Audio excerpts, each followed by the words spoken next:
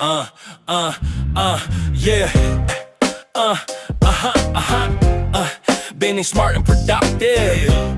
We have one rule, let's hold to make a part. Driving with the mind and driving with the heart.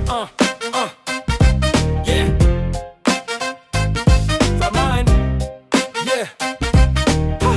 Yeah. Pihit sa kaliwa, pihit sa kanan ng iyong kamay. Silip sa salamin, harap at likuran ng gabay. Balian ng liig para Alright, good morning. Labas Ritas. Marina, Divan, achu. Okay, so meron na rin tayong konting napupulot na mga Lithuanian language, European language. But anyway, magandang umaga. So, ang update natin ngayon ay panghuling araw. So, final exam. Ibig sabihin, hindi na tayo sa papel. City driving tayo. Ikot tayo dito sa buong syudad ng itong bayan na to ng Resinay.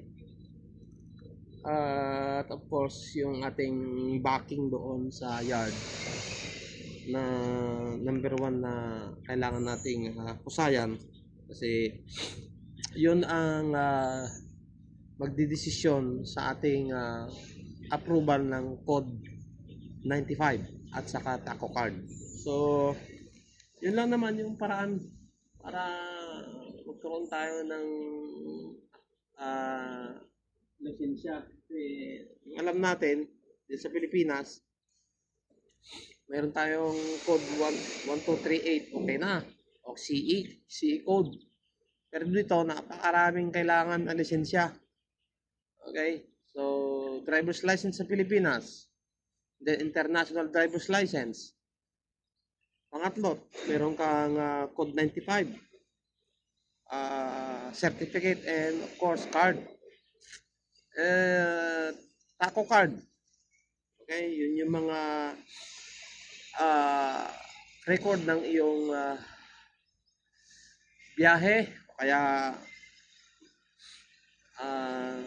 driving hour mo, rest hour, okay? Of course, nandun yung being at work and other works. This is mahalaga na record mo. Na yun ang pinaka-iingat-ingatan natin na license natin. Okay? So, of course, kung may mga advantage pa o kaya may mga advance pa na iba, mga kakarga ka, kaya sa amin, pumunta pa kami ng Poland para makakuha ng other license. Ang other license ay yung EDR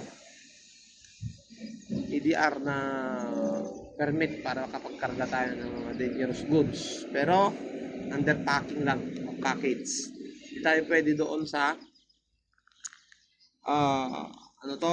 explosive at saka of course yung radioactive waste. Yun, daming kailangan. Yung mga yun ay makakasama. Maliban lang sa mga certificate pa na ibibigay ng kumpanya na kailangan natin dalhin. Yo! Ligtas, matalino at mabisang tularan.